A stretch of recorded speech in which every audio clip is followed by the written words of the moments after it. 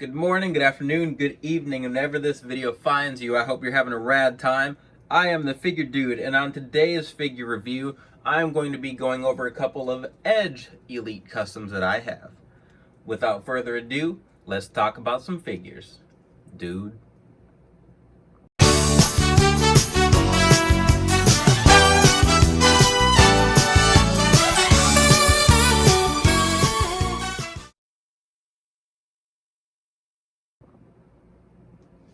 Alright, back in action. We are going to talk about a couple of Edge Elites that I have customs of today.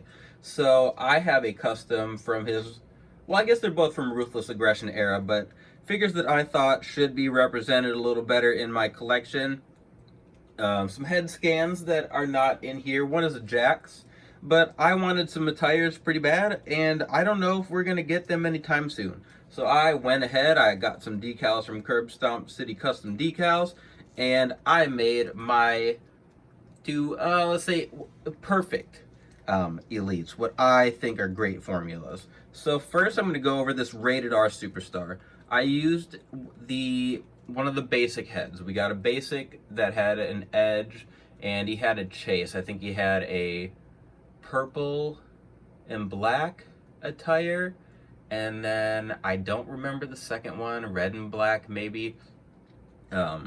If you do, let me know. I've been corrected in the comment section already, which I appreciate. I forget something. I have a lot of figures. I forget about a lot of the pieces, a lot about where they came from. But here is my first custom Rated R Superstar, and this is based off when he won the WWE Championship originally, when he cashed in on Cena. So this one is all painted. So I didn't use decals for a long time. I got some decals. First time I tried them, I was god awful. I didn't know what I was doing. And then I said, you know what, decals aren't for me. So for the longest time, for years, all I did was paint. So that really, it kept me from completing a lot of customs that I would have liked.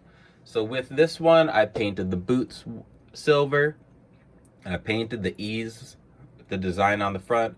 I repainted the red Rated R Superstar logo there, and this was one of the ringside edges, I think, pretty sure so, one of those ringside exclusive edges that, like the Edge head one. And then as far as the head scan, the hair color was awful. It was like this weird yellowish brown. I don't know if you could really see it in there. So I repainted the hair, made it more blonde. I did some dry brushing over it, and fix that head scan to where I thought it looked pretty good for the era I was trying to represent there. And then this other one is earlier in the Ruthless Aggression era, when he wasn't quite Rated R Superstar. He wasn't quite heel yet even. He was still just solo Edge, trying to win that Intercontinental Championship from Randy Orton.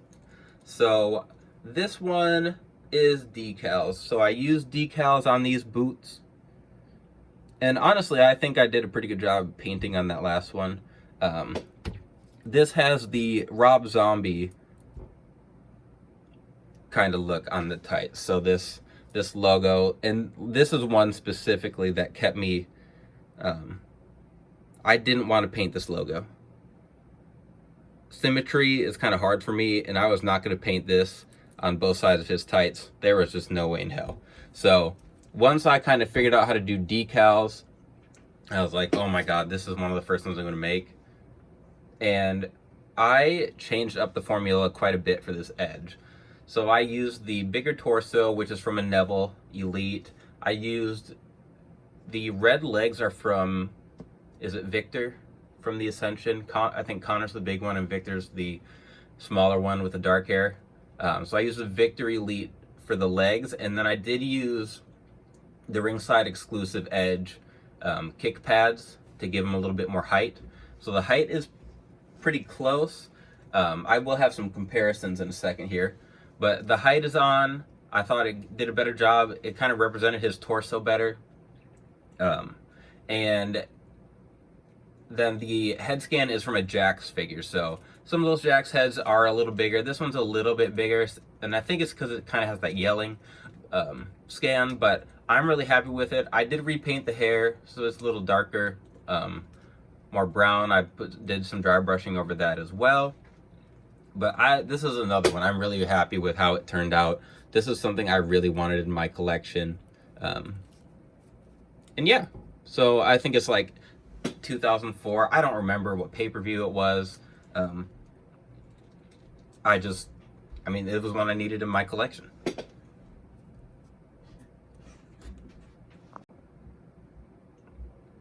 And then just finishing up, here they both are right next to each other. And you can see here, they're about the same height. I have a couple more Edge figures next to me. So here's the Elite. Oh, gosh. That Edge actually came out before I was collecting again. I want to say like Elite 13, but I don't know if that's accurate. My Elite sets, there's been so many now that I kind of forget. For a while, if you would have told me one, I'd been like, oh, it's this Elite set, blah, blah, blah. But now they're kind of starting to blend together. And then here's one of the newer Edges. And I don't like the like beefy legs. And I think they use those because it gives him the height. But then, like when I think of Edge, I think of more like a wider torso and skinny legs. Like that SummerSlam Elite where he has the longer skinny legs. That's just what I prefer, so that's what I used on the red Edge here. But I mean, you can see I've got 3 different torsos just right here. All the head scans are widely different, and just looking at these, I think like the Jax one is the best Edge likeness. This Edge over here is good too, but yeah, Jax had some awesome head scans.